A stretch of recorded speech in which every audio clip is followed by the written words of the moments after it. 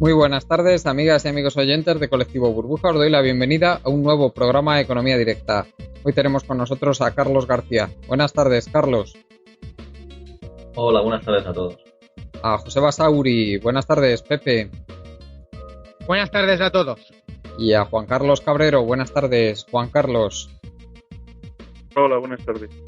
Hoy vamos a aprovechar, evidentemente, que tenemos aquí a nuestros expertos en inmobiliario para hablar de la evolución del inmobiliario. Tenemos ya datos completos o casi completos del año 2016. El Ministerio de Fomento informa de una subida muy leve en los precios del inmobiliario, poco más del 1%, no ha llegado ni siquiera al 2%, lo cual pues contradice de alguna manera los datos que se están publicando según otros medios. No parece que haya un repunte muy fuerte en los precios del inmobiliario según Fomento, lo cual coincide también, como habíamos dicho en otros programas, con el índice Fotocasa, que informa de una subida un poquito mayor del 2,4%. Hablamos también de los índices, vamos a hablar también de alquiler, cómo está el tema del alquiler. Salió una noticia hace poco en Idealista hablando de que el precio del alquiler estaba ya por encima de los máximos de la burbuja. Fotocasa contradice este dato, dice que están todavía muy por debajo. En fin, ahí hay una guerra de cifras, la gente intentando decirnos que se está recuperando ya el inmobiliario, que va como una moto, pero sin embargo tenemos datos objetivos como son el consumo de cemento, los visados que han caído por primera vez en muchos meses en diciembre, solo 4.900 visados de obra nueva en diciembre del 2016, lo cual pues es una pequeña fracción de lo que haría falta para mantener simplemente el stock inmobiliario. Recordemos que tenemos, ahora Juan Carlos me dará el dato exacto, pero aproximadamente 26-27 millones de viviendas en España, con lo cual pues haría falta una cantidad mucho mayor de obra nueva para poder mantener ese stock de viviendas. Evidentemente la construcción sigue muy deprimida con todo lo que nos quieran vender, que probablemente todo esto venga impulsado por los bancos que quieren sacudirse a costa de lo que sea toda la basura, todos esos activos tóxicos que han ido recogiendo a lo largo de los años de la crisis, esas viviendas de promotores, de constructores que iban quebrando y de gente que desgraciadamente perdía su vivienda porque había perdido también su empleo y no podía pagar las cuotas de sus préstamos hipotecarios. Y luego vamos a hablar de datos de empleo. Hoy han salido los datos del PIB del año 2016, 3,2%, pero muy interesante han salido los datos de empleo equivalente a tiempo completo. Ha aumentado desde la cima más profunda de la crisis, que fue en el cuarto trimestre del año 2013, ha aumentado 1,3 millones de empleos, lo cual es solo una pequeña parte de los de los 4 millones de empleos que se perdieron desde el tope que se alcanzó en el primer trimestre del año 2008, cuando empezó ese desplome monumental de la economía española que hemos sufrido durante tantos años y del que solo ahora empezamos a ver un poco de luz. Hablaremos de la evolución del empleo, de cómo van los datos, de dónde se está recuperando el empleo, qué tipo de empleo se está creando, y también comentaremos si realmente esta recuperación es lo que cabría esperar para que no se sigan repitiendo estos ciclos lamentables de auges y caídas de la economía española. Empezamos con el tema del inmobiliario y te voy a dar paso, Juan Carlos, para que nos hagas un pequeño resumen de cómo ves el sector en este final del 2016, del que ya estamos conociendo casi todos los datos. Adelante. Hombre, a ver, el tratar de analizar el mercado inmobiliario es una tarea con una complejidad enorme y además nos encontramos con muchísimo ruido y tanto en estadísticas que hay que coger con pinzas, hay presuntos expertos, pues por un lado está el optimista profesional que siempre va para arriba y que esto va como un tiro. Llevan diciendo lo mismo desde 2006 y algún año acertarán. Y por otro lado está el catastrofismo profesional, pues bueno, pues que también han tenido su momento, pero creo que todo esto debemos aproximarnos a esta cuestión de una manera íntegra, de una manera objetiva y pensando en datos y en que además es un mercado muy complejo basado en muchos factores, tanto en la ubicación de esos activos inmobiliarios como en las motivaciones de compra de cada uno de los, digamos, de quien va a adquirir un inmueble en esos submercados, ¿no? El considerar el mercado inmobiliario como un ente homogéneo carece de sentido, y sobre todo además cuando dentro de una sociedad crecen las desigualdades. Y bueno, pues al final tenemos que recurrir a los datos. Yo los datos de portales inmobiliarios lo veo más como un indicador del estado de ánimo del vendedor, más que de lo que son datos de cierre de operaciones. Pero bueno, es un dato más, el cómo percibe el mercado quien pone una vivienda a la venta. Por otro lado, el tema de visados de obra nueva, yo ahí esos son datos del colegio de colegios de aparejadores. Me gusta más que el dato de visado de obra nueva, el dato de visado considerando el presupuesto de ejecución material de cada visado, o sea, visado por presupuesto. Ahí en ese sentido, en diciembre de 2016 estamos en los 559 millones de euros mes, frente al dato mejor de 2006, que fueron 8.178 millones, y el peor dato que fue agosto de 2013 con 220 millones de euros mes. O sea, ahí estamos Es decir, que casi triplicando.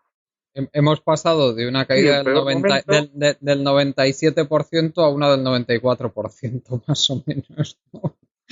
más o menos. O sea, y Bueno, eso, pues bueno, vaya pues desastre. Sí, sí. sí, nos puede dar una alegría de decir hemos triplicado y esto va para arriba, pero claro, lo que muy rápidamente y hábilmente pues has comentado, o sea, estamos en un suelo, o sea, no se puede bajar más del 97%. O sea, estamos subiendo, pero desde tan abajo que no tiene.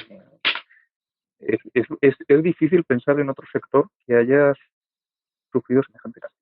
O sea, No hay y otro, ¿eh? luego vemos No visados. hay otro, Juan Carlos, en la economía española es con mucha diferencia el peor de todos. Y mira que hay sectores malos, pero este es el peor de todos. ¿Cuánto? Mira, además, aprovechando que están, tú que tienes tan estudiado y la incidencia del sector inmobiliario en el PIB podía rondar el veintitantos por ciento por ahí, más o menos, no sé, no lo sé, más o menos podríamos estar hablando en 2006. Lo que es el PIB directo, no llegaba a tanto. Lo que vale es que entre el directo y el indirecto sí que se decía que superaba probablemente el 20%, ¿eh? Entre porque claro, había mucha industria y muchos servicios que dependían de la construcción, fundamentalmente industria. Por eso cayó tanto la industria también, ¿eh? Cuando se desplomó la construcción. Pero Y vamos. aquí en Castellón más, porque aquí teníamos todo el azulejo y todo el azulejo iba para construcción. Entonces aquí es que toda nuestra industria iba también para la construcción. Sí, sí, así es. Maquinarias, bienes de equipo, claro. O sea, pues, yo lo digo porque si al hilo de los estudios que estáis haciendo hoy, que habéis hecho sobre el tema del PIB español, si un sector que moviliza indirectamente un 20% cae un 97%, es que no se puede, está igual, o que seguimos igual, las mismas cifras, no sé si me estoy explicando. Claro, y la obra pública, que era otra parte importante del PIB de construcción, que también cayó muchísimo, ¿eh? No llegó a tanto, pero si no recuerdo mal, llegó a desplomarse sobre el 80%. Habría que mirar los datos exactos, ¿eh? Pero anduvo por ahí, ¿eh? Lo más profundo de la cima, que fue cuando esta gente decidió recortar de donde pudiera para que los de Bruselas no se les echaran encima. Y bueno, en fin, ellos ya compensaron de otra manera a sus amiguetes de Claro. las constructoras. Sí, bueno, ahí vimos rescates y vimos muchas cosas, ¿no?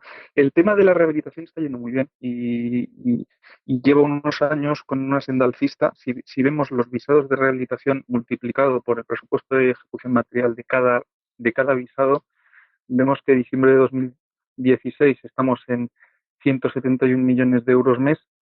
El más alto fue en marzo de 2009 con 351 y el más bajo nos tenemos que ir muy atrás a la serie estadística, a agosto del 92, con 28 millones de euros mes. O sea, ahí estamos, en lo que es la rehabilitación y la reforma de viviendas, estamos hablando de que estamos en el 50% de la actividad, más o menos, ¿no? Llegamos al 40% Que, por que ahí, se, que se dice siendo números pronto, ¿eh? gordos. Se dice Sí, pronto el decir o sea, porque que vamos escuchándote bien. parece como si estuviera bien y resulta que es un sector que se ha reducido a menos de la mitad. O sea, es alucinante. Mm. Claro, comparando con el resto de datos, hombre, uno ve la senda alcista y se ilusiona, ¿no? Al ver la gráfica hacia arriba y que no para de subir, pero sí estamos como bien dices, tras una caída de, puede ser el 60% en números gordos. Consumo aparente de cemento. Tenemos datos de enero de 2017 superando un poco el millón de toneladas mes. Y ahí tenemos el mejor dato, que fue enero 2007, o sea, hace 10 años, con 5 millones de toneladas mes. Y el peor dato de la serie, con marzo de 2013, con 817 mil toneladas mes. O sea, que O sea, ahí estamos en la quinta parte. es testimonial la recuperación ahí, claro. Pues de los 4 millones y pico de toneladas perdidos, solo se han recuperado 200.000. Es que eso es como nada, casi. Ujú. Sí, o sea, a ver, nos da para decir que, bueno, que sí, que estamos mejor que en marzo de 2013, pero si nos comparamos con lo que fue, pues estamos en un 80% de caída Bueno, del consumo, más o menos. también hay que decir que yo creo que convendrán Carlos y Pepe en esto, que en una recuperación sana tampoco sería lógico recuperar esos niveles de actividad de la construcción. Pero Ni mucho menos. que tú nos podrás decir, Juan Carlos, con un stock de vivienda que debemos tener 26 o 27 millones de viviendas, que cuál sería el nivel de construcción normal para que ese stock de vivienda no se fuera desplomando con el tiempo, y yo estimo que sería aproximadamente unas 400.000 viviendas año, tal vez un poco más, teniendo en cuenta que la gente, o sea, que cada vez las familias son más pequeñas, aunque la población esté más o menos estancada en estos momentos, pero las Sí. familias son cada vez más pequeñas. Hombre, Entonces, sin burbuja, digamos, lo que tradicionalmente en el sector se consideraba un perdón, valor de no sé referencia si he dicho sano. 400, 500.000 viviendas mes, 400, 500.000 año, quería decir, es decir, Sí, unas 8 veces el nivel actual. Sí, disculpa. sí, no, sí, por ahí se hablaba, siempre uno tenía en mente el valor de las 350.000 Ujú. Sí, o bueno, o antes de la 350. burbuja, por ahí. Ahora tenemos muchos factores que eso lo van a alterar de diferentes formas, ¿no? O sea, podemos hablar también más adelante, ¿no? El tema demográfico y, en fin. Por continuar un poco, el tema de las exportaciones de cemento es algo que me gusta porque ahí la industria pues continúa subiendo, o sea, y las exportaciones, pues hombre, en una industria en la que la materia prima es la energía, pues que continúen exportando y que continúen mejorando, eso es un dato que siempre me gusta, una tendencia que siempre me gusta comentar, ¿no? Luego tenemos, a ver, un factor que está ayudando son los tipos de interés hipotecarios. Más o menos estamos hablando de hipotecas que se están contratando en el entorno del 1,97%. El promedio de la zona euro es 1,79. El país más barato en cuanto a hipotecas es Francia, con hipotecas al 1,55 más o menos, e Italia en el 2,05. O sea, y en ese sentido nuestras hipotecas comienzan a ser más caras bueno, son más caras ligeramente que, que en la zona, que en el resto. Luego vemos fenómenos como, pues evidentes, ¿no? Que se retrasa la edad de compra, que aumenta el tema de las compras a tocateja, de compras sin financiar. El tema también, en fin, es que es muy complicado el andar en esto porque recordaréis que desde que llevo participando en este programa hablaba de una evolución desigual dependiendo de las zonas y dependiendo de la ubicación. Y a mi juicio sigo yo también en eso, en mis 13, porque vemos que hay factores que tiran al alza el mercado, sobre todo en zonas y en productos como las oficinas de calidad en ciudades y en grandes capitales apenas hay mercado y hay presión compradora.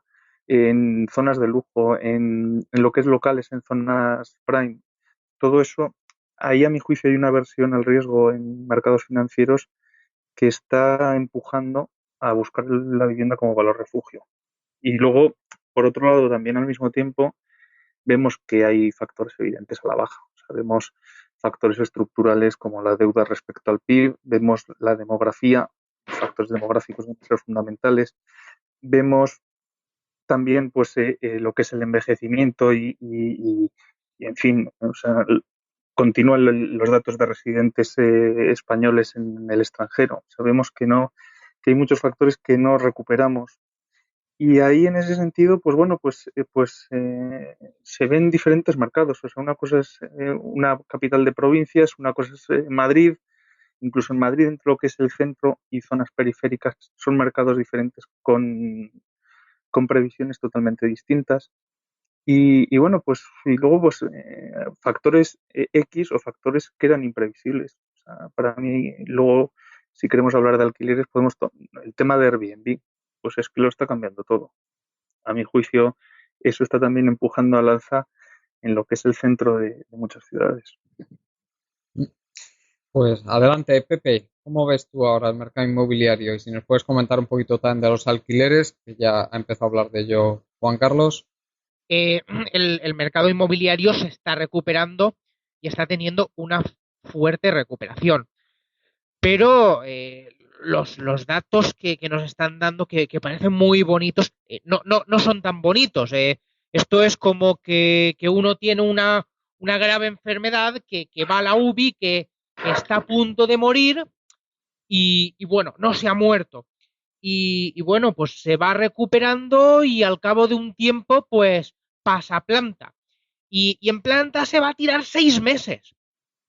Entonces, bueno, pues ahora mismo estamos en planta, pero hemos recibido la gran hostia y hemos pasado por la UBI y ahora pues estamos recuperándonos mucho, pero los datos tienen aún mucha diferencia respecto a lo que a lo que era en 2005, 2006, con las cantidades de visados que se hacen, de viviendas que se hacen. Entonces es eso, básicamente nos estamos recuperando mucho, pero porque venimos de una situación muy mala. Luego, respecto al tema de la construcción, pues el tema de la construcción debe ser un sector económico como cualquier otro, pero no ha de ser el que concentre un 15 o un 16% del PIB. Debe ser un sector como cualquier otro que sirva para hacer su función de vivienda. No podemos basar nuestra economía en la construcción, sino que es necesaria también una agricultura, es necesario un potente sector servicios, es necesaria una potente industria productiva. Después, hay que tener en cuenta que la vivienda no es un bien homogéneo, no es como las patatas. No es lo mismo una vivienda en Madrid que una vivienda es lo mismo una vivienda en Barcelona que una vivienda en un pueblo por ahí que no conoce nadie. Las viviendas hay de más nuevas, de más viejas y que están situadas en mejores sitios y que están situadas en peores sitios. Tenemos gente que dice, bueno, esto va todo muy bien, tal y cual, que bueno, ya recibieron su hostia, como por ejemplo fue José Carlos Díez o Gonzalo Bernardos, que decían que bueno, que en pleno 2010, que ya es momento de invertir, o la misma ministra de Vivienda, Beatriz Corredor, de que ya es momento de invertir en vivienda porque ya ha tocado techo y a partir de ahí siguió cayendo mucho más. O personas como por ejemplo Borja Mateo, que bueno, todos mis respetos a él, y bueno, que ha colaborado también aquí en Economía Directa, pero comentar que no es comprar una vivienda, tampoco es tan mala opción, es mejor comprar que alquilar. Pues ¿cuál es la contestación? Pues no hay una contestación, depende, no se puede contestar de una forma categórica. Se puede comprar. Disculpad que se nos ha metido aquí un ruido. Ahora, sí, ya está bien. Sí, continúa, por favor, Pepe. Pues yo lo que comento ¿es mejor comprar que alquilar? Pues depende, porque depende de si tienes trabajo fijo o hoy tienes trabajo y no tienes y mañana no tienes trabajo. Si tienes pareja y la pareja tiene trabajo o no tiene trabajo, si los trabajos son fijos, el precio de la vivienda, el precio del alquiler, dónde estés situada, porque dices, bueno, claro, es que comprar una vivienda, es que 140.000 euros es muy cara, muy cara, pero bueno, entonces es mejor alquilar, pues sí, puede ser, pero ¿y si una vivienda la puedes comprar por 80.000 euros? No, es que es muy cara, pero es que a lo mejor tienes ahorrados 20.000 euros y tú y tu pareja estáis ganando 2.000, os está entrando todos los meses 2.500 euros al mes y podéis destinar 700 euros al mes tranquilamente para una vivienda sin ir al cuello. Pero no, es mejor estar de alquiler. Pero ¿y si la vivienda vale 60.000 euros? ¿Es mejor vivir de alquiler o comprar? Pues no lo sé. ¿Y si la vivienda vale 40.000 euros? ¿Es mejor vivir de alquiler o comprar? ¿Y si la vivienda vale 25.000 euros? Es que vamos a ver, yo he visto viviendas vendidas en Castellón, viviendas vendidas por 30.000 euros, un quinto piso con ascensor y que estaba para vivir, o pisos ya más malos que los he visto que se han vendido por 12.000 euros. Por 30.000 euros es mejor comprar o vivir de alquiler. Si viviendo de alquiler pagas 300 euros al mes. Pues depende. Si tú tienes ahorrados 20.000 euros, ¿por qué no financiarte con 10.000 euros más si compras una vivienda? O sea, depende mucho. Entonces, pues hay viviendas en Madrid que, por ejemplo, alquilarlas vale 1.000 euros al mes y hay ciudades como Castellón, como Cuenca, Teruel, Tarragona o Murcia, donde si buscas algo modesto, puedes alquilarlo por 200 euros. Y comprar una vivienda, es que hablando una vez con una chica decía, no, es que los propietarios se pasan, deberían vender las viviendas más baratas porque es que me piden en 160.000 euros por un piso en Castellón en Pau Gumbau. Y dice, sí, claro, pero es que en Pau Gumbau es lo mejor de Castellón. Es que deberían bajar los precios en el alquiler. Vamos a ver, ¿por qué no te vas a comprártela a la calle Día del Ahorro, por ejemplo, y allí te cuesta una vivienda 35.000 euros y no está nada mal? O sea, depende mucho. Y los alquileres, pues, depende, ¿no? Es que en Barcelona me piden 1.300 euros al mes por una vivienda. ¿Eso dónde? Pues es al Poblenou. Dices, bueno, Poblenou es una de las zonas más demandadas, donde está Arroba, donde está toda la zona tecnológica de Barcelona. Vaya del extrarradio, váyase a Tarrasa, váyase a Sabadell, váyase a Pared del Vallès, a Granollers, no sé, a pueblos que a lo mejor por 350, 400 euros usted tiene una vivienda. Eso sí, claro, a usted pues le costará todos los días pues un paseo de bajar a Barcelona y otro de subir. O sea, no se puede decir nada.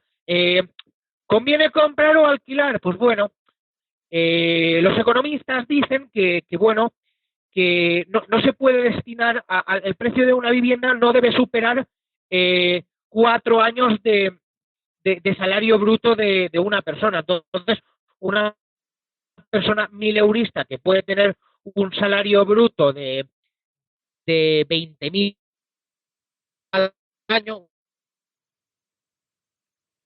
Sí, podría llegar hasta comprar una vivienda de a lo mejor 80.000 euros. O dime. No, no, que estábamos teniendo algunos cortes. Pepe, O, continúa, sí. por ejemplo, por ejemplo, pues bueno, dicen que la lógica entre el alquiler y la compra, pues debe ser 19 años de alquiler, pongamos 20, pues un alquiler de 200 euros al mes serían 2.500 al año, pues sería, pues si tú estás pagando en un sitio 200 euros de alquiler, pues podías llegar a comprar una vivienda de unos 50.000 euros. No sé si he hecho bien los números, pero es así, pero depende si tienes ahorro, si tienes un trabajo fijo. Y luego todo el problema de la burbuja inmobiliaria es que ahí hubo una burbuja, las viviendas subieron a precios estratosféricos, los alquileres también valían un riñón, pagar una cuota de una letra era más barato incluso que un alquiler, eh, y que bueno, que estábamos con la hipótesis de que la vivienda nunca iba a bajar de precio, siempre iba a subir, y si en algún momento no puedo pagarla, pues siempre podría venderla y sacar o gente que compraba para vender cuando estuvieran terminadas las viviendas, vender la vivienda por más precio. Y luego hay otra cosa. España también debería acostumbrarse más a ser un mercado más de alquiler. La vivienda siempre ha sido durante muchos años un activo refugio donde la gente ha ahorrado, y en parte, pues bueno, debido pues a las altas inflaciones que teníamos en España, superiores a los 2 dígitos, donde una vivienda, pues de un año a otro, en 2 años se duplicaba el precio. Y que bueno, digamos que con la compra de una vivienda, pues una persona ahorraba y digamos que era su plan de jubilación. Y claro, es que cuando tú ya tienes una vivienda y ya tienes 60 años, pues ya no necesitas pagar alquiler. Tu plan de jubilación es ese alquiler que no tienes que pagar y que así ha servido para cubrirse de la inflación. Y luego, pues me parece que deben haber, pues, como las OCIMIS, que son los instrumentos que se están creando ahora, y que se compre más vivienda por parte de sociedades y que se dediquen más al alquiler, que haya un mercado mayor de alquiler, que la gente tenga más posibilidades de alquilar y que la gente no tenga que ir directamente a la compra de vivienda, que pueda haber un alquiler más profesional. Bueno, esto es básicamente lo que quiero decir, porque he comentado muchas cosas y un poco de todo, y espero no marear a la gente con todo esto que he comentado. Carlos, adelante, danos tu opinión sobre la situación actual del mercado de la vivienda. Sí, aquí mis compañeros han comentado. Y me gustaría empezar mi aportación con un comentario sobre los datos del Ministerio de Fomento. Vemos que el metro cuadrado está a 1.512 euros en el último trimestre del año 2016, lo que supone un aumento interanual del 1,5, que comentaba Juan Carlos al principio, comparado con aumentos del precio del alquiler, también interanuales del 15,9% a nivel de España, también a nivel agregado. Por lo que vemos aquí unas disparidades bastante brutales. Esto lo comentaré a continuación. Destacar las comunidades o las provincias, mejor dicho, que más caen, que serían Soria con el 9,1%, Burgos le sigue con el 6,7% y Segovia con el 6,5%. Como vemos todo por aquí, por Castilla y León, y unas bajadas, hablo de interanuales, perdón, unas bajadas importantes. Sin embargo, si nos vamos al otro extremo de la tabla, y como podemos imaginarnos, Barcelona y Madrid están al 6,2 y 4,8 respectivamente de aumento interanual. El precio medio del metro cuadrado se sitúa en el cuarto trimestre de 2016 en 2.000 euros aproximadamente para cada uno, ligeramente superior en Madrid con 2.203, y sorprende la aparición de Las Palmas, aquí con el 6,8 de aumento interanual, situándose el precio medio del metro cuadrado en unos 1.400 euros. Bien, dicho esto, me gustaría enlazar con las características propias de una persona o una familia que necesita una vivienda. En este sentido, la debate de siempre, ¿es mejor comprar o alquilar? Bueno, yo aquí siempre, siempre, informándome y haciéndome mi propio ideario, ¿no? Considero que hay dos aspectos claves que están acompañados periféricamente por otros dos puntos. El primero y el más importante es la situación vital de la persona o de la familia que va a tomar esta decisión. Una familia que tenga una pareja o una familia que tenga hijos, esté casada, etcétera, necesita una vivienda e independizarse. Claro, cambia mucho una persona que soltera, por ejemplo, que puede esperar a un poco a ver si los precios cambian y puede compartir habitación o alquilar por su cuenta. Una familia que ya quiera establecerse en un sitio normalmente y crear ahí la familia, lógicamente o no, aquí al menos en España la gente opta por la compra. Esto es lo más importante, la situación vital. Aparte de la situación civil, como comentaba, la laboral, obviamente. No es lo mismo una unidad familiar en la que entran 5.000 euros, pongamos, que una en la que entran 2.000 escasos. Obviamente, en una y otra, las expectativas son muy diferentes. Una podrá optar a un tipo de vivienda, la otra no.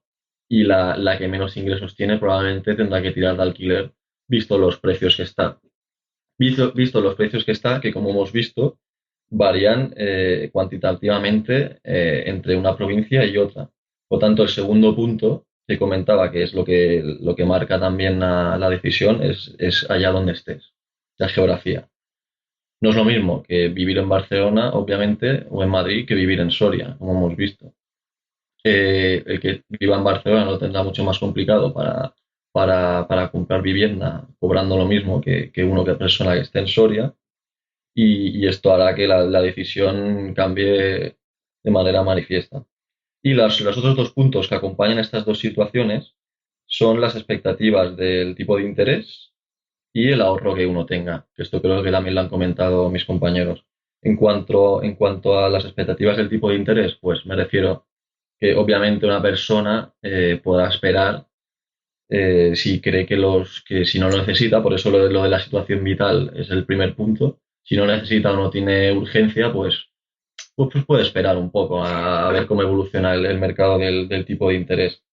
Además, puede negociar con el banco unas condiciones probablemente mejores, porque simplemente por una cuestión de tiempo, tendrá más tiempo para negociar y para acudir a una entidad o a otra. Y el otro aspecto es el ahorro. Obviamente, como comentaba Pepe, una familia que tiene 20.000 euros ahorrados, pues hombre, cambia bastante la cosa. Das eso de entrada y se te queda una hipoteca más pequeñita. Entonces ahí la decisión alquiler o compra, pues también se ve afectada. Y ahora me gustaría pues enlazar todo esto con la situación aquí de Barcelona, que es la que conozco más y tengo más por la mano.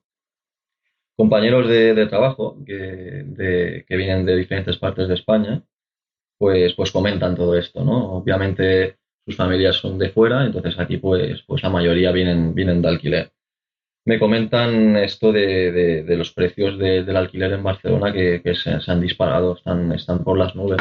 En el último informe de Fotocasa, si no recuerdo mal, ha registrado un aumento también del 16,5%, superior a la media española, y está el precio de alquiler a unos 18 euros el metro cuadrado, de los más altos de España, más incluso que Madrid. En este sentido, es interesante ver cómo la ciudad de Barcelona no, tiene dos aspectos aquí. Uno es la alta afluencia de personas que está viviendo últimamente, ya no solo de trabajadores del resto de España y de Europa, sino de turistas. Y ahora explicaré lo de los turistas porque influye. Y la situación geográfica de la ciudad. Barcelona está entre el mar y la montaña, no puede crecer o crece hacia arriba, esto es rascacielos estilo Nueva York, o la oferta de vivienda es la que es. ¿Qué pasa? Obviamente, si aumenta la afluencia de gente, aumenta la demanda de vivienda y aumenta el precio. Además, esto se ve aún más perjudicado este aumento por el tema Airbnb que comentabais y la afluencia de turistas. La gente que tiene pisos, yo conozco personalmente a una persona que vive de esto, vive de las rentas de alquiler a turistas. Básicamente, en un mes se saca pues 3 o 4 mensualidades que es alquilando por semanas a turistas de lo que se sacaría alquilando a un trabajador normal o una familia de aquí, que venga aquí a trabajar, por lo que los precios aún tienen más presión al alza. Ujú. Juan Carlos. Entonces, Perdona. No, que no habías. Sí. Continúa, no, continúa. no, Disculpa. sí, comentaba que al final la gente la presión de los precios en Barcelona está haciendo que la gente acuda a la periferia. Como comentaba Pepe, tendrán más tiempo para bajar y subir de Barcelona, pero al final el tema económico es lo que manda. Y lo que está provocando esto es que ya se están empezando a ver aumentos de precio en ciudades periféricas, en Sabadell, en Sardañola, en Tarrasa, unos aumentos que no tengo datos, pero se está notando en el parecer de la gente. Y bueno, y esto es lo que quería comentar. Sí. Juan Carlos, está sucediendo un fenómeno. El otro día leía un informe que decía que a pesar de que la población está estancada, pues la población de los grandes núcleos urbanos, pues sí que se prevé que pueda aumentar en los próximos 13 años, porque daban un horizonte 2030 en el informe que leí, que pueda aumentar, sobre todo Barcelona y Madrid, decían pues un 10% la población aproximadamente, lo cual desde luego mete más presión todavía al inmobiliario en estas ciudades y crea esos mercados diferenciados de unas zonas a otras que comentabas tú. Sí, sí, leí también el artículo este en que hablan de una mayor presión demográfica en las grandes ciudades. Probablemente, pues eso, en la búsqueda de mejores oportunidades laborales y el cómo muchas provincias, pues a ver, es que tenemos un problema de envejecimiento serio, un problema de natalidad en España bastante serio. Y además, vamos a ver, es que son diferentes, vamos a ver, ahora mismo están coexistiendo diferentes mercados con diferentes actitudes y diferentes posibilidades digamos, en motivos de compra, ¿no? Por un lado estamos teniendo, está claro que hay unas tasas de desempleo en la juventud, unos sueldos y una estabilidad laboral claramente mejorable. Tenemos un stock inmobiliario todavía, hace unos meses TINSA lo cuantificaban unas 400.000 unidades de lo que se sobreconstruyó todavía en los años de burbuja y que todavía no se han vendido. Tenemos también un patrimonio inmobiliario, si lo segmentamos por edades, veremos cómo todavía hay mucha vivienda vacía y mucha vivienda que no está en el mercado en manos de personas muy mayores. Y por otro lado también tenemos envejecimiento del stock inmobiliario. Es que gran parte de lo construido en España se construyó entre los años 55 y los años 85. O sea, y todo eso, o sea, ahí tenemos una serie de factores que van a tirar a la baja en muchísimas zonas y a un cliente que es el cliente que potencial y el cliente principal del sector inmobiliario, que es la pareja joven que busca tener un hogar y crear un hogar y, digamos, el comprarse esa vivienda. Ahí yo creo que mi recomendación es la prudencia. Mi recomendación es la prudencia porque son demasiados factores tirando hacia abajo. Y eso, toda esa situación y esos submercados están coexistiendo o digamos, de una forma simultánea con otros mercados, centros de las grandes ciudades y zonas, digamos, para alto poder adquisitivo, donde ahí lo que hay es esa aversión al riesgo en mercados financieros. Y esas personas y empresas que a través de fondos de inversión inmobiliario o por cuenta propia están, digamos, buscando el valor refugio y las inversiones alternativas. O sea, ahí estaría el Airbnb y estarían pues bastantes cosas. O sea, y son realidades completamente distintas dentro de un mercado inmobiliario. Y ahí sí que yo aconsejaría entrar, pero a ese señor que tiene, pues yo qué sé, 1 millón de euros en deuda pública italiana. Digo, véndalo y cómprese una vivienda en Chamberí o en el centro de Barcelona o en cualquier o en una zona prime. O sea, ahí es a lo que me refiero, a esa aversión al riesgo. O sea, hace unos meses, y llevo tiempo sin ver el IBEX, ¿no? Pero cualquiera que lo siga, pues de 3 años a esta parte, verá que alguien que tenía una acción en bolsa en un valor de los principales del IBEX, pues ha perdido, mientras que quien tenía una vivienda en una zona céntrica y zona prime, pues lo ha mantenido. O sea, mientras que uno ha tenido una notable pérdida, pues el otro le ha subido como valor refugio. Y no me gustaría terminar tampoco sin comentar para mí lo más importante, ¿no? Que lo que es el derecho a la vivienda y el cómo tenemos que aspirar a tener una política de vivienda social pues basada en el objeto de las cosas, que es el proporcionar una vivienda a quien la necesita y digamos a un precio razonable, eh, y buscando digamos, el crear ese parque de vivienda para lo que realmente es, no para que los ayuntamientos den pelotazos ni para muchas otras cosas. O sea, el precio de la vivienda todavía sigue, a mi juicio, en muchas zonas y sobre todo para esas personas jóvenes, muy alto. Así es, y bueno, y también hay que destacar que el crédito inmobiliario pues está mucho más difícil que estaba hace años, no se ha relajado ni muchísimo menos como estaba antes de la gran crisis financiera, y los bancos pues exigen tener un porcentaje ahorrado, con lo cual muchas veces hay que tener el 30% del valor de la vivienda, puesto que exigen un 20 y luego hay que tener un 10 para gastos. Luego exigen también un trabajo con contratación estable, exigen que no supere un porcentaje de los ingresos pues notable también, con lo cual mucha gente directamente no puede acceder al crédito inmobiliario, y el crédito inmobiliario recordemos que está muy deprimido todavía, ¿eh? Está en la quinta parte de lo que estaba en el pico de la burbuja. Eso también Si te pues fijas, es importante. Pero depende.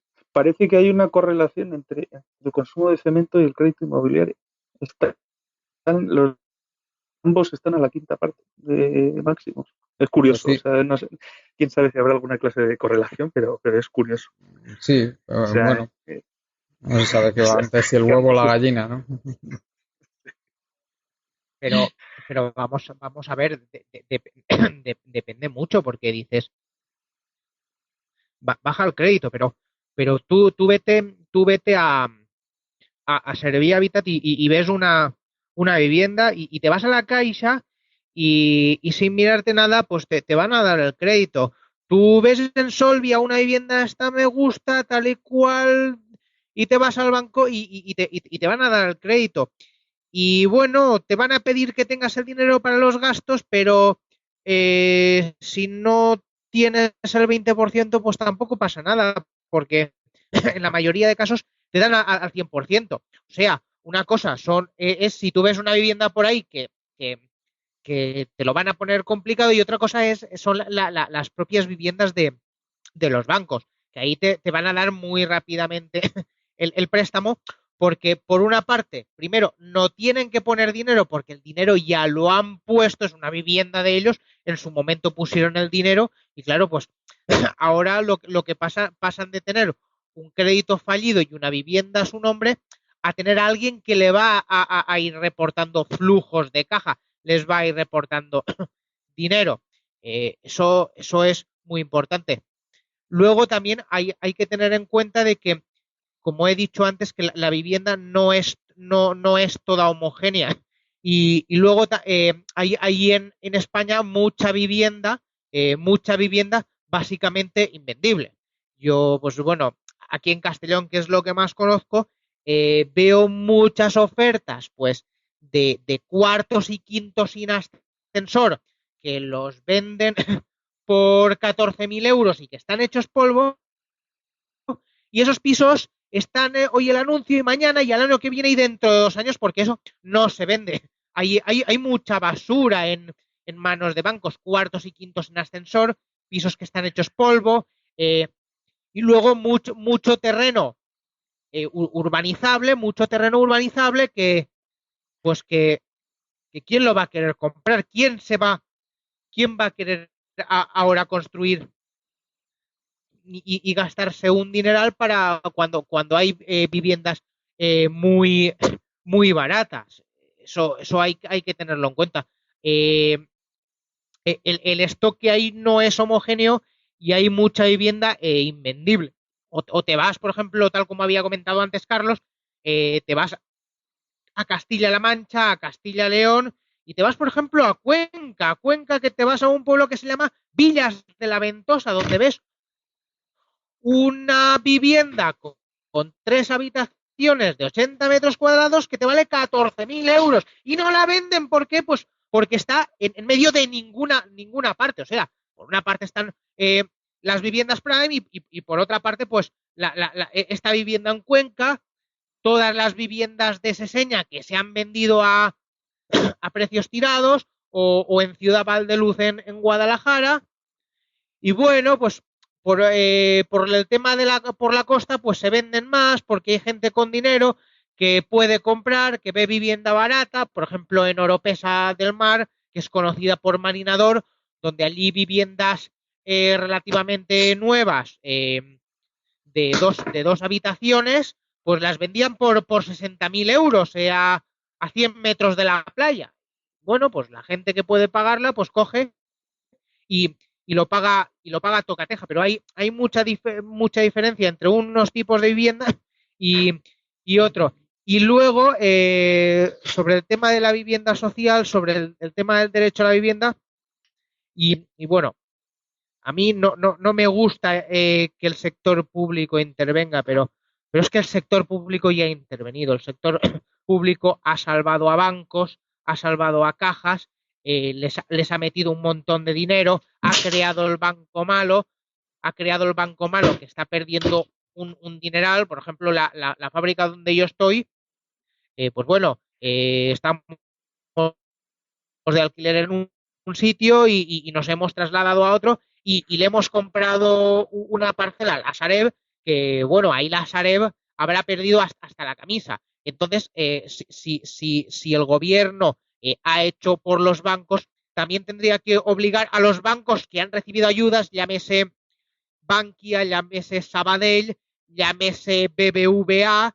llámese el Kutxabank, porque bueno, aunque estos bancos directamente no hayan recibido ayudas, pero han comprado entidades por 1 euro a las que encima el Estado ha tenido que meter dinero. Entonces, bueno, señores, ustedes también tienen su obligación social porque nosotros a ustedes les hemos salvado y ustedes deberían tener la obligación social de ciertas viviendas, ponerlas de alquiler social para quien lo necesite.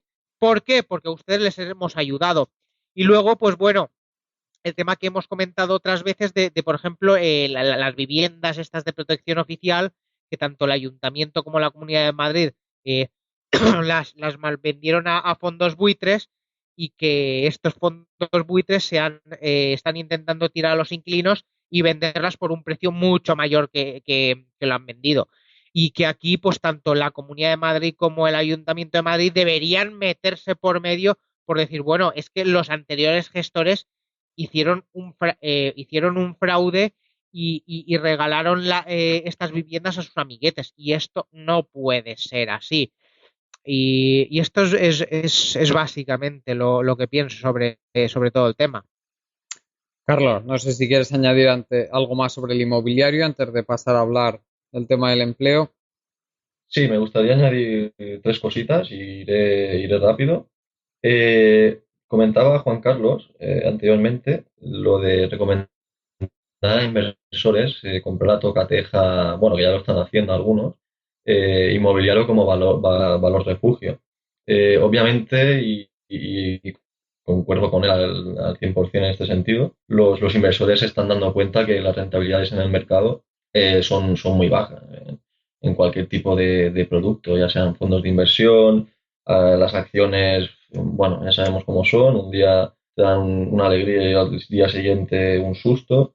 Y en definitiva no hay las cuentas de remuneración no existen o están al cero. Y obviamente la gente pues claro, obviamente con un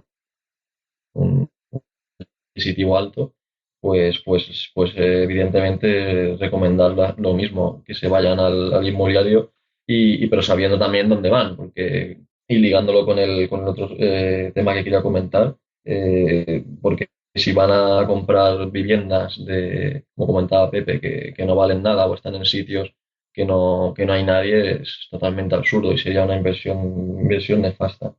Ligándolo con esto, para mí estas viviendas que comentaban por Cuenca, por Castilla, eh, de facto no están en el mercado. Es decir, se tiran ahí años y años a la venta, ya puede subir el precio, bajar, que nadie la va a comprar. Por un tema ya no monetario, sino demográfico y de calidades. Demográfico porque la gente joven no encuentra trabajo en los pueblos y se van a capitales de provincia y grandes ciudades principalmente. En otro lado, viviendas que están para tirar, están destrozadas y que nadie se va, a no ser que estén en sitios muy, muy, muy exquisitos, nadie se va, pero que ya estarían vendidas, ¿eh? No, nadie se va a molestar en pagar por eso. Y finalmente, también me gustaría comentar lo del derecho a la vivienda que comentabais. Evidentemente, el Estado ha participado en mantener los precios artificialmente altos con el banco malo. Evidentemente, lo que han hecho aquí es una jugada de quedarse con todos los activos tóxicos de los bancos, de los balances, para mantener los precios artificialmente altos. Han sacado algunas remesas de pisos, pero nada, con descuentos ínfimos. Y luego los rescates. O sea, si tú rescatas como sector público a los bancos por, por este tema de activos tóxicos, lo mínimo es obligarles a alquiler social o algo que pueda ayudar a la gente a independizarse, ¿no? Yo creo que es bastante, bastante evidente, así que es un tema al final político, como siempre acabo diciendo, y no se han hecho nada bien las cosas, ni por un lado, ni por el sector público, ni por el sector privado. Y espero bueno, que se haya aprendido un poco la lección y nada, y a ver qué pasa con el mercado inmobiliario. Nada más. Bien, pues si queréis pasamos a comentar un poco más brevemente el tema del empleo. Tenemos los datos de empleo del mes de febrero. Ha sido un buen mes para la seguridad social, un buen mes de creación de empleo. Una vez más, pues ha habido una fuerte creación de empleo durante este mes de febrero. Contando el ajuste estacional que siempre hay que hacer, pues se han creado algo más de 45.000 empleos, la mayor parte de ellos en el sector servicios. Se han creado también algunos empleos en la industria, pocos, 4.000, algunos empleos también en la construcción, 6.000, pero vamos, aquí siguen siendo los servicios los que están tirando con mucha fuerza del empleo, que recordemos, han salido también los datos de empleo equivalente a tiempo completo que publica la Contabilidad Nacional. Nos los ofrece el INE más o menos por estas fechas todos los años, y la cifra que tenemos desde sus mínimos de 2013, como he dicho al principio del programa, pues es que se ha recuperado más o menos la tercera parte del empleo que se ha perdido durante la crisis, 1,3 millones de empleos. Recordemos que ha sido una crisis brutal, se perdió prácticamente el 20% del empleo que existía a principios del año 2008. Juan Carlos, ¿cómo valoras tú la evolución del empleo? ¿Qué nos puedes decir? Adelante. Hombre, yo creo que tal cual lo has descrito, hablan los datos por sí mismos, ¿no? O sea, la recuperación en el sector servicios, algo en la construcción y un poco lo de siempre, ¿no? Seguimos sin el cambio de modelo productivo y bueno, pues en el fondo sabemos, bueno, y ahí tú nos puedes aportar también cómo va el tema de la deuda y la entrada de cómo se está, digamos, inflando este tema y en el fondo cómo estamos, porque todo lo que se está creando es en el sector servicios, sector construcción, la industria tampoco tanto. O sea, en el fondo seguimos conectados a esa impresora, ¿no? Eso ahí en ese sentido, ¿cómo están yendo los flujos de deuda o cómo estás viendo que... Bueno, por los flujos de deuda, la deuda básicamente está pasando de agentes privados pues al balance del Banco de España. Está pasando con mucha fuerza, tanto la deuda pública como si nos vamos a deuda exterior, la deuda exterior. Han entrado en el balance del Banco de España pues otros 50 y tantos mil, creo que eran 53.000 y pico millones de euros en el año 2016. Eso nos da una idea pues de las dificultades que tiene la economía española pues para refinanciar su gran deuda exterior. Hablo de refinanciar, lógicamente, porque debido a que ya tenemos superávit por cuenta corriente, bueno, además hemos tenido superávit por cuenta corriente récord, nunca habíamos tenido tal superávit por cuenta corriente, por lo menos desde que se llevan estadísticas de este concepto, que hace ya bastantes décadas, del 2 o un poquito más del 2% del PIB, 2,1 creo que es. Pero bueno, ahí permanece fosilizada esa inmensa deuda exterior de casi 1 billón de euros que va dando vueltas de un lado para otro. La compran los agentes económicos exteriores en ocasiones los bancos. Ahora pasa al Banco de España a través del programa de compras de activos del Banco Central Europeo y ahí lleva esa inmensa deuda una década dando tumbos de un lado para otro y no se reduce apenas. Y bueno, la verdad es que es un problemón para la economía española. Y luego tenemos también que es muy importante, que aquí tenemos un gobierno, que a mí ya a lo mejor a Pepe no le gusta mucho lo que voy a decir, pero que piensa que la mejor política industrial es la que no existe y que por lo tanto hay que dejar que sean los agentes económicos privados los que hagan que evolucionen en el sentido más adecuado. Pues bueno, así llevamos desde la época de Felipe González, que desmanteló cualquier tipo de política industrial y vemos dónde hemos llegado, es decir, a la auténtica mierda, hablando mal y pronto, es decir, un país que estaba situado en la cadena de valor añadido a nivel internacional en los sectores medios bajos, hace 35 años, pues ahí sigue, en los sectores medios bajos, con niveles de inversión bajísimos en industrias de alto valor añadido, con exportaciones bajísimas en industrias de alto valor añadido y sin ninguna perspectiva de cambiar por la sencilla razón de que el sector privado no invierte. Pues vale, muy bien, pues así podemos tirarnos pues otras 3 décadas, otras 6, otras 9 y otras 27 décadas, porque esto no tiene ningún viso de cambiar. Y el sector público, que es quien podría, digamos, tomar ese relevo, más que invertir, lo que hace es gastar.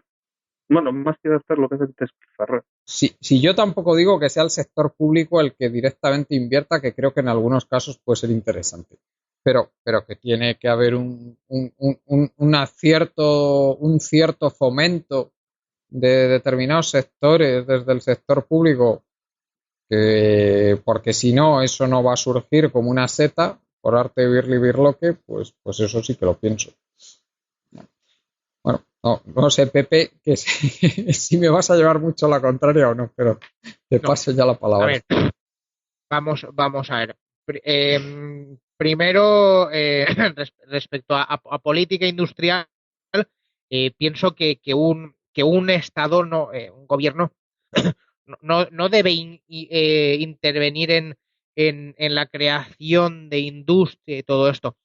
Otra cosa, que es lo que sí que debe hacer el Estado, es fomentar que hayan industrias, que se creen industrias, atraer industrias con otras cosas. Por ejemplo, ahora con el tema del Brexit, si fuéramos un país como Dios manda, pues habríamos intentado traer a toda la banca de la City, pues haberla traído a España, a una ciudad como Barcelona. Una ciudad como Barcelona que bueno, todos los grandes financieros estarían encantados en estar en una ciudad mediterránea bonita, por ejemplo, cerca del mar y de la montaña. Y sin un clima asqueroso como el de Londres. Por eso mismo. ¿Y por qué la City se fue a Londres y no se vino a España? Pues por impuestos más bajos, por facilidades en muchas cosas. Porque hay que dar facilidad para invertir. Y luego otra cosa, porque no es todo el sector servicios y esto, sino que el tema de se invierte mucho en las universidades, pero no se fomenta una relación universidad-empresa de forma de que las empresas ayuden a financiar a la universidad y se aprovechen de los avances que existen en la universidad. Y claro, los doctorados y todo esto lo que hacen es, pues yo ahora quiero estudiar esto. No, vamos a ver. Ahora mismo en la industria necesitamos esto y lo otro. Y apoyar a que las industrias, no solo el sector público, las industrias inviertan en la universidad y que la universidad también favorezca a las industrias con innovaciones que buenos profesionales de las universidades, buenos alumnos, sean captados por las empresas y que haya una mayor comunicación y haya una mayor red, que esto alguna vez lo ha comentado Juan Carlos Cabrero, que ha dicho, bueno, es que Silicon Valley no es que allí aparecieron dos tíos en un garaje, sino que ahí las universidades ya estaban haciendo cosas. Entonces, para mí, fundamental es que haya bajos impuestos, que se pueda atraer. ¿Cómo recaudar al Estado? Bueno, si aquí viene gente con mucho dinero, habrá más gente para pagar impuestos, se consumirá más y todo eso hará que se ingrese más dinero en el Estado. Luego, facilidad para las empresas para que puedan montar cosas, que haya un clima, que haya algo agradable para que puedan venir aquí las empresas a invertir. Y luego que haya una relación entre empresas y universidades para que realmente se genere aquí industrias de alto valor añadido y ya no una política industrial propiamente dicha de que vamos a montar estas industrias estatales que son las que van a generar. Yo pienso que las industrias, la economía lo deben generar los agentes privados, pero hay que atraer, hay que enamorar a los agentes privados para que vengan aquí a invertir y monten y que generen aquí la economía, porque es lo que he dicho del Brexit. Ahora con el Brexit se van a ver Madrid que dicen, pero ¿cómo les vamos a atraer? Incluso mejor que Madrid, pienso que la ciudad ideal sería Barcelona, con un aeropuerto, con la playa al lado, una ciudad muy bonita y mucho más viva. Y luego sobre los datos del empleo. Vamos a ver, el empleo está mejorando y estamos creciendo en empleo y los datos los dicen. Pero es lo que he comentado antes del enfermo que va a la UBI y luego pasa a planta. Pues aún seguimos con lo mismo. Perdimos un montón de empleos que ahora pues se están mejorando algo y se están recuperando algo. Y se están generando pues empleos de bajo valor añadido, con salarios bajos y todo eso. Lo cual está bien para empezar, porque bueno, hay que empezar a generar empleo y a que la economía empiece a producir, pero ya que tenemos superávit por cuenta corriente, que es algo que es una de las mejores noticias que se está dando, los superávits por cuenta corriente, pues que ya pensemos en medidas ya no para crear empleos en bares, sino a empezar a crear empleos y generar empleos en industrias de alto valor añadido, porque ¿quién va a crear empleo? ¿Lo va a crear la agricultura? No, porque la agricultura tiene un poder, tiene un peso muy bajo y la economía, los empleos son de bajo valor añadido.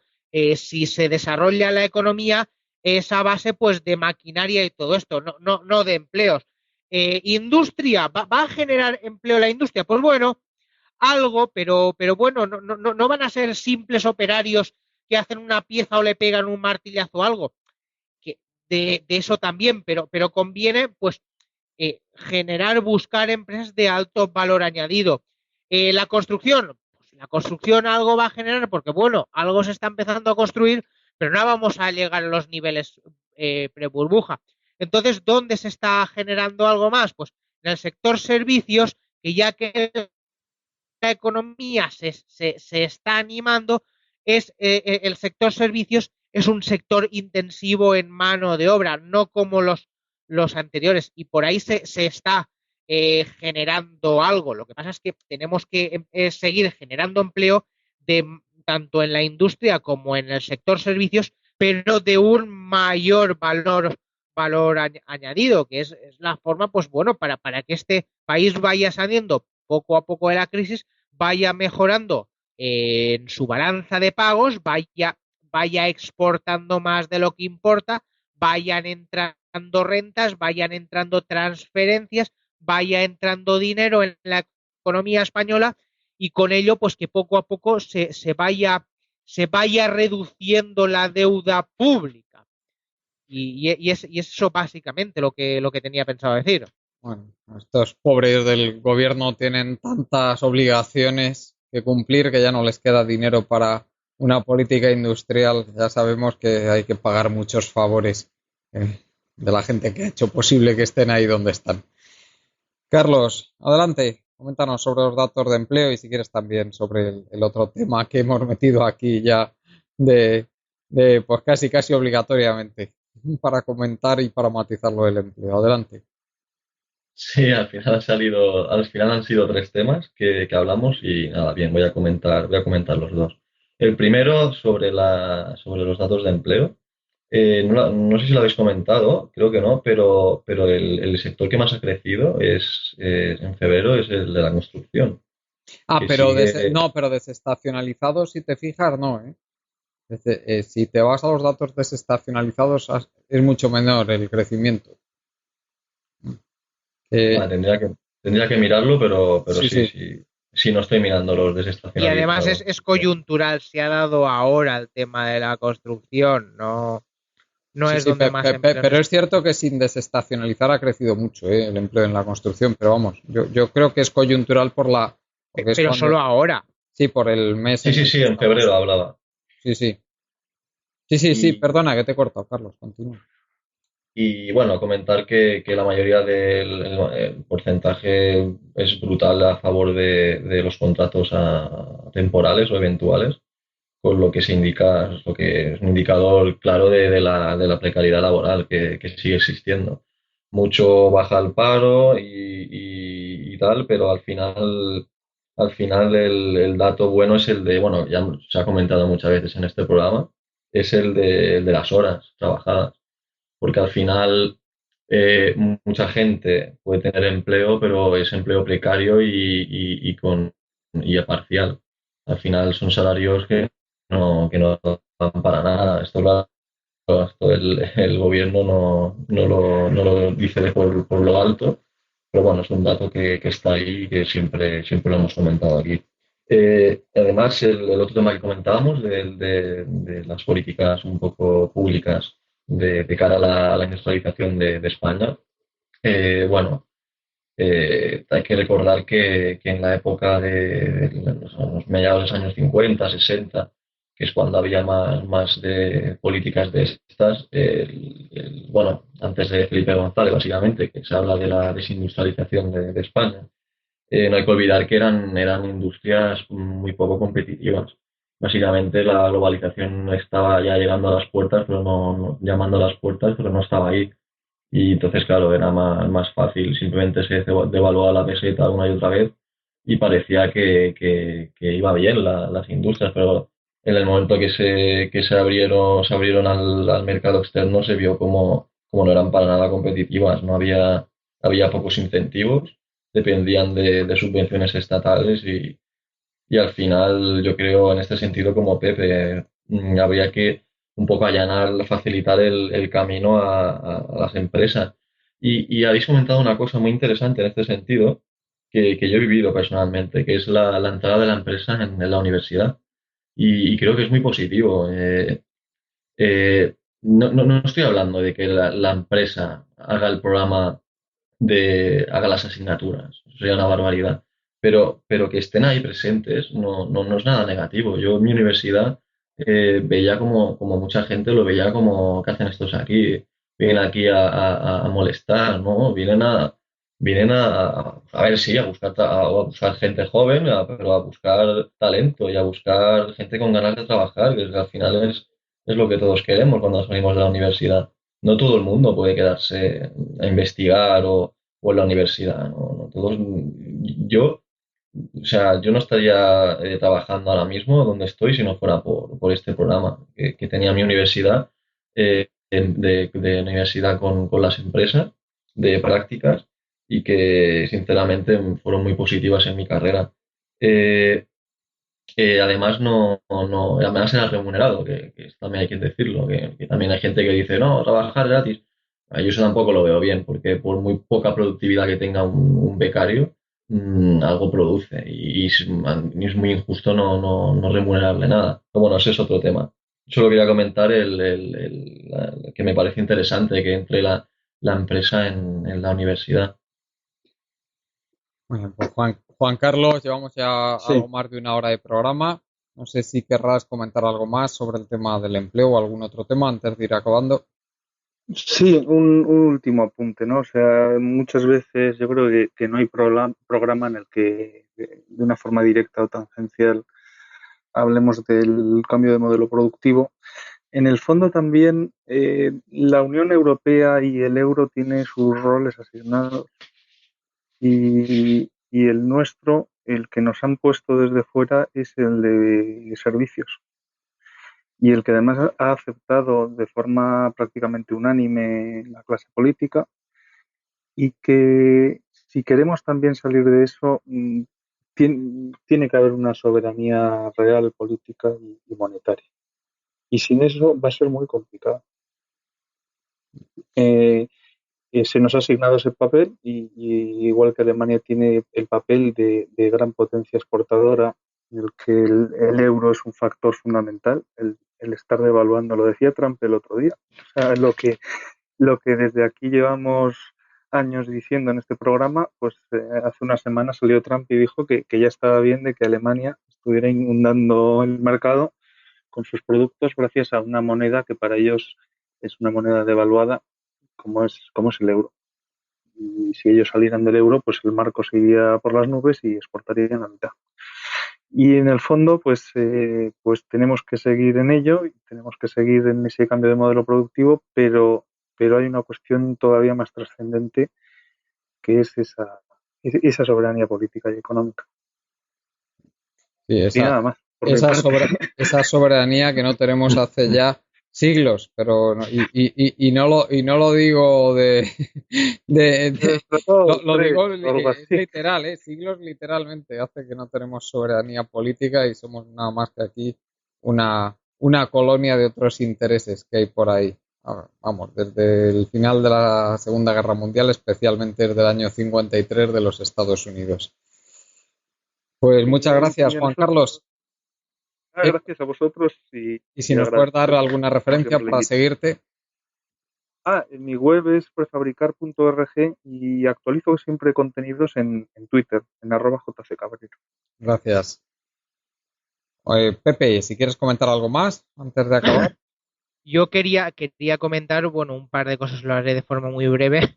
Es que el tema de la soberanía monetaria, pues bueno, nos hemos metido en el club del euro y lo que teníamos que haber hecho es adaptarnos, pues ya que no podemos devaluar ni es tampoco una buena idea, pues lo que es ganar competitividad, que es lo que hemos comentado muchas veces de tener otro modelo productivo.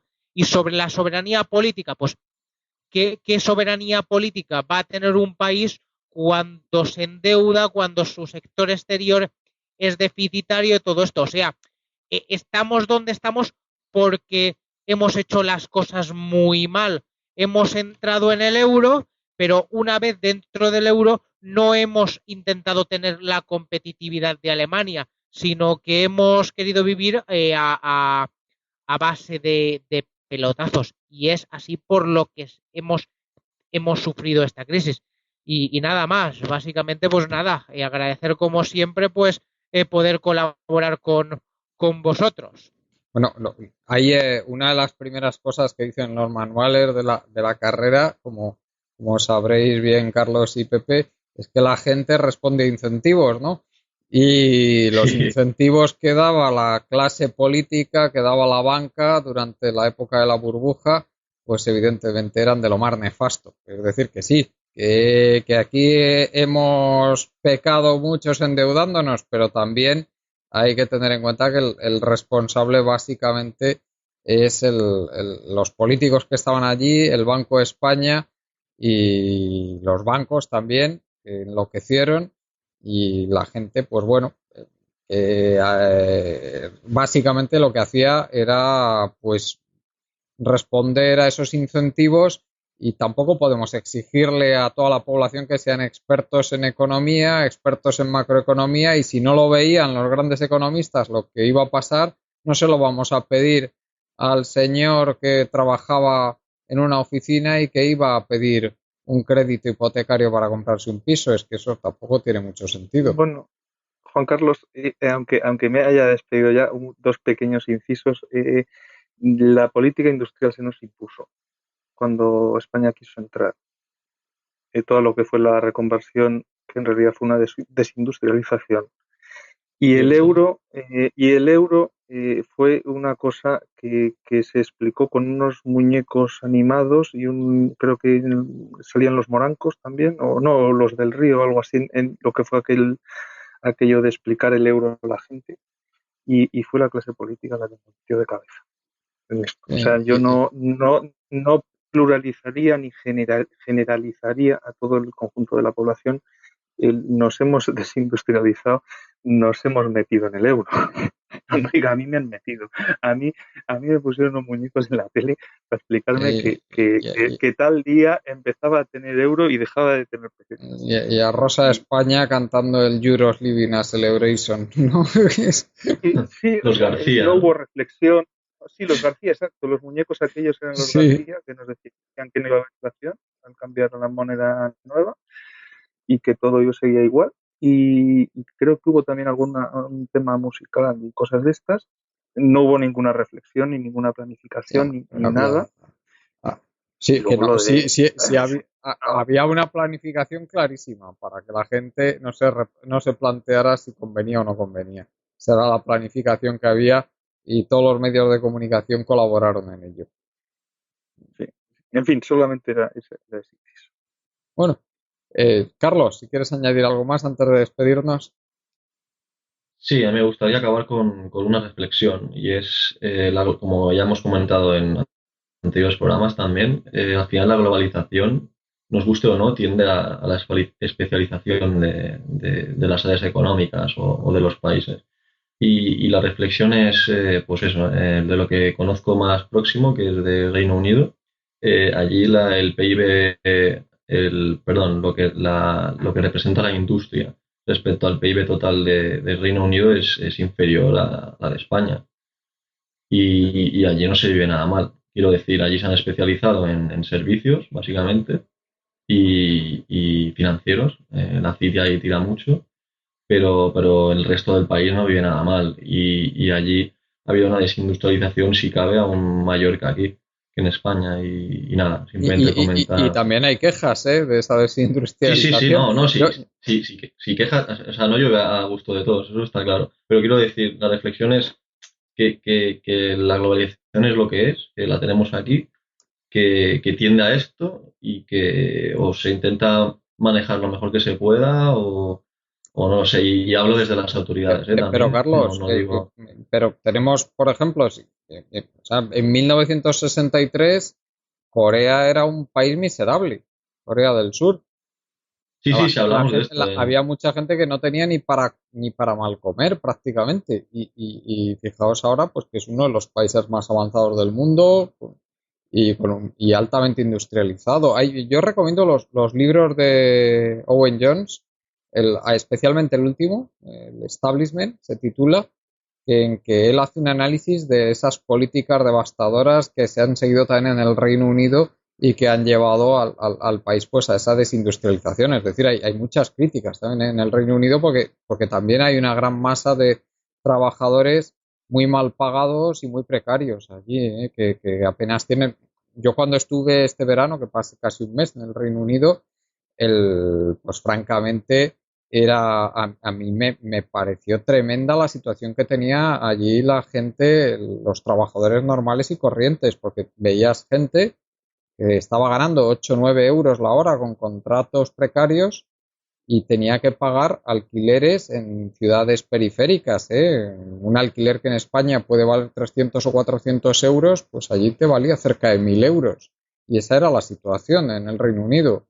Pero Juan Carlos, hablas de Londres, me imagino. No. Estoy hablando pues en una ciudad costera, nada turística, cerca de Gales, que fue donde estuve, y que yo qué sé, puede ser el equivalente, que os puedo decir, a cualquier ciudad de estas que hay en la costa de Asturias, una cosa así, pero que no sea turística. ¿Sabéis a lo que me refiero? O sea, pues una cosa así. Y bueno, esa es la situación. O de Castellón, esa es la situación en el Reino Unido. Y, o sea, que ojo, que hay muchísima gente que vive muy bien en el Reino Unido, eso también es cierto, pero también hay una gran masa de trabajadores que han quedado pues en una situación muy mala y muy precaria debido precisamente a esa desindustrialización. Que yo creo que claro, tampoco. El tema aquí está en si es mejor que sean los políticos los que decidan en qué se invierte o los inversores. Pero, o una colaboración. Yo opto más por lo último. Claro, es que digamos que ahí yo seguiría, yo siempre recuerdo a Keynes, cuando decía que el sector público no está para hacer lo que ya está haciendo el sector privado, pero yo creo que el sector público sí que debe estar para rellenar esas carencias del sector privado y vuelvo a repetir que no estoy hablando de que cree industrias que alguna vez puede convenir que las cree, pero sino que de alguna manera fomente u oriente la política industrial pues hacia los sectores que se considere en los que el país se tiene que especializar, porque es que si no, a lo mejor nos vemos en la situación que están países que no han seguido política industrial como el Reino Unido, como España. El Reino Unido, pues bueno, tiene ahí ese pseudo paraíso fiscal que es la City, que permite ese nivel de vida de una buena parte de la población, un buen nivel de vida de una buena parte de la población, pero luego está la cruz de la moneda, que es todas esas masas de trabajadores poco especializados, pues que realmente tampoco están bien, ¿eh? En fin. Bueno, sí, nada. Siento el rollo que soltaba al final, ¿eh? Muchas gracias, Carlos. Gracias, pues Pepe. Nada, gracias a todos, sí. Gracias, Juan Carlos, y por supuesto gracias a los oyentes, a Juan Martínez, a Ramón Ferrer, a Pablo Domínguez y a José Manuel Corrales. Y sin más nos despedimos por hoy, recordándoos nuestra web colectivoburbuja.org. Si alguien quiere colaborar con Colectivo Burbuja, participar en el proyecto, no tiene más que asociarse en nuestra web. Hasta el próximo día.